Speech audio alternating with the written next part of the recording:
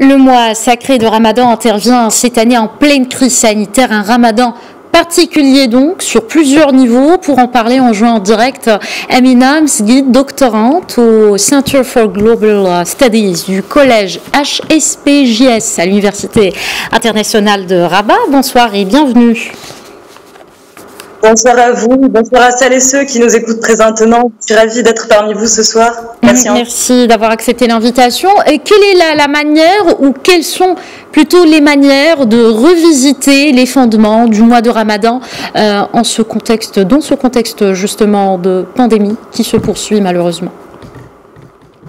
Alors, pour vous répondre sans plus tarder, il me semble que le contexte de pandémie de la COVID-19 à l'expérience anthropologique, humaine de notre précarité, de notre fragilité commune et donc de notre rapport face à la mort, ou ce qu'on appelle en d'autres termes la finitude, c'est-à-dire l'être humain que nous travaillons.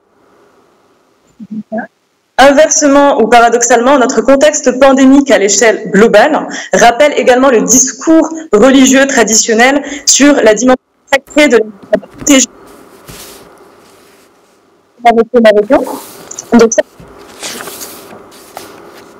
n'est pas spécifique à l'islam et que l'on retrouve d'ailleurs dans toutes les croyances de manière transversale, notamment les deux autres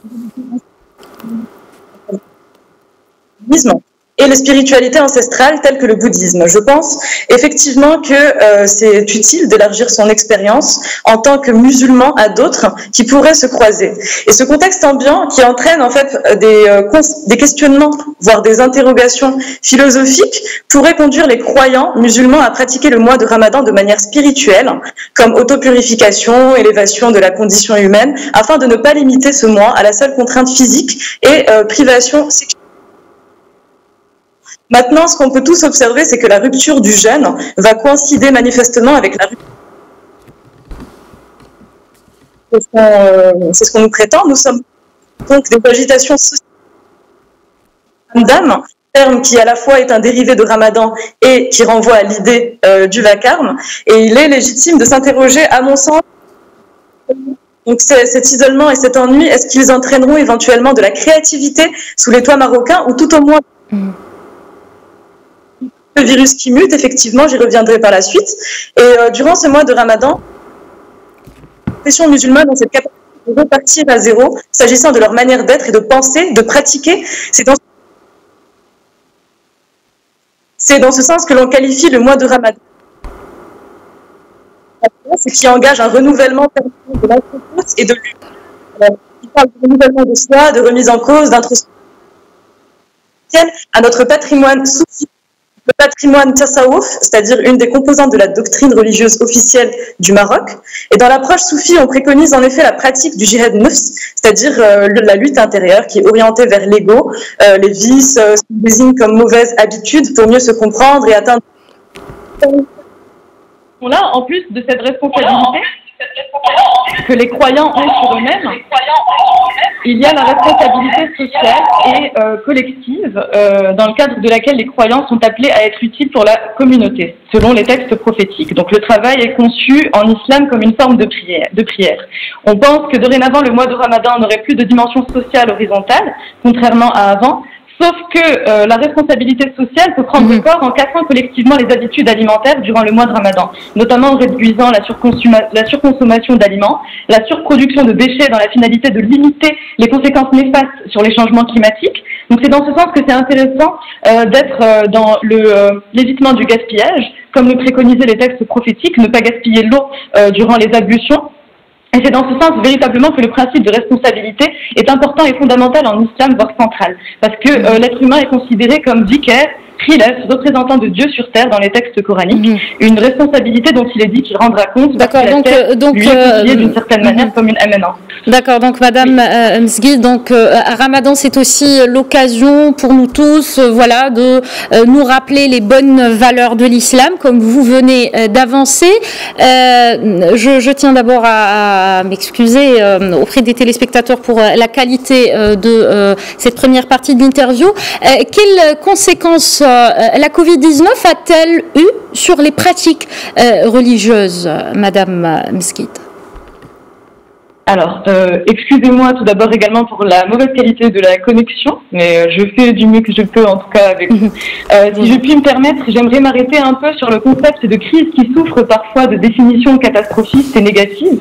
En effet, la crise implique un moment de discontinuité et de rupture qui va affecter les sociétés dans leur sens, donc un sens qui est pris dans sa double acceptation, à savoir le sens comme une direction et le sens comme une signification. Donc la Covid-19 fait par conséquent transformer le religieux. Elle donne matière à réflexion. Alors, on peut déjà observer que l'appropriation individuelle de la religion, ce qu'on appelle la religiosité, prend progressivement place sur la dimension collective de la pratique. Alors, je donne un exemple très brièvement. Le 15 avril 2020, l'Organisation mondiale de la santé a donné le ton avec ses orientations provisoires en encourageant l'utilisation de tapis de prière personnelle posés sur les moquettes de sol. Également, ce qu'on constate, c'est que les prières individuelles à la maison sont vivement recommandées au lieu de tarawih, les prières surérogatoires pour la protection de la santé publique. En termes de conséquences du fait que les prières collectives soient suspendues, cela peut conduire les croyants à davantage renforcer leur rapport privé et direct à Dieu, au lieu d'être dans un rapport de jugement entre coreligionnaires, donc individus d'une même confession donnée. D'ailleurs, dans l'approche soufie, la mosquée ne se limite pas à l'édifice religieux. Le croyant se trouverait partout sous le toit de Dieu, donc ces restrictions sanitaires peuvent ne pas être un frein à la pratique. Dans la même perspective, on passe de la posture confortable de suiveur face à l'imam à des croyants qui vont s'interroger de plus en plus sur leur foi et leur pratique pour dépoussiérer les textes coraniques notamment. Peut-être qu'il y aurait davantage de discussions, d'échanges interactifs entre les membres de famille sur la religion, donc vraiment véritablement donner la parole à un véritable changement par le bas. Et aussi, il y a un phénomène que j'aimerais avancer avec vous, qui augmente de plus en plus, à savoir les coachs spirituels, qui proposent d'accompagner la spiritualité de patients-clients sur Internet, et qu'on retrouve de plus en plus, notamment en contexte de confinement. Donc parfois, c'est des coachs qui ont une formation certifiante, parfois c'est des nouvelles formes d'autorité autoproclamées, sans formation crédible, et qui proposent de l'hypnose en pleine conscience, pour empêcher le gaspillage alimentaire et financier en termes de mois de Ramadan. Alors c'est très particulier.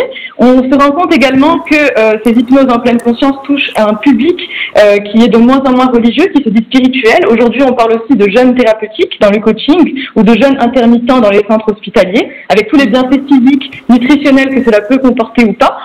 Le jeune s'élargit donc à des cadres autres que religieux. Donc il y a vraiment un processus individuel.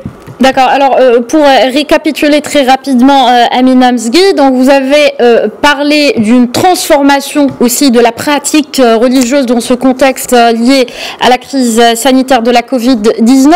Quel impact la maladie ou la perte d'un proche pourrait avoir sur la foi et ou les pratiques des croyants, surtout que beaucoup de familles, malheureusement, non seulement au Maroc, mais à travers le monde, ont expérimenté, excusez-moi, donc cette situation de perdre un proche à cause du coronavirus. Alors, merci pour cette question. Alors, c'est pas une question qui est spécifique au mois de Ramadan, mais elle est tout aussi fondamentale parce que la maladie et ou la perte d'un proche en contexte de Covid-19 est vécue violemment.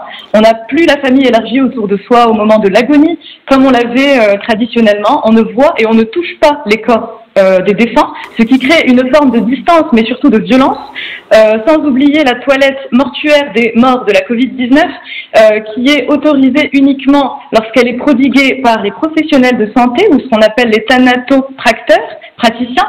Cela peut renforcer la foi en la vie en l'au-delà, ce qu'on appelle l'eschatologie en des termes plus spécifiques. Donc la croyance en la vie en l'au-delà, c'est un des piliers de la foi, Arkanul Iman, donc le 5e pilier de la foi. Donc ça vient renforcer effectivement cet aspect-là, c'est-à-dire que du fait d'être privé du rituel de passage de la mort, cela renforcerait peut-être la foi en d'éventuelles retrouvailles dans un ailleurs.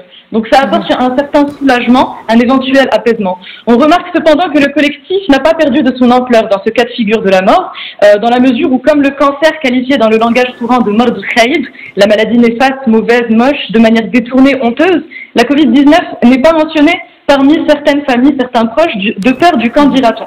Alors c'est une maladie dont on ne dit pas le nom parce qu'elle nous échappe encore à l'heure actuelle, d'une certaine manière. Elle alors nous même échappe effectivement. C'est faire preuve de responsabilité.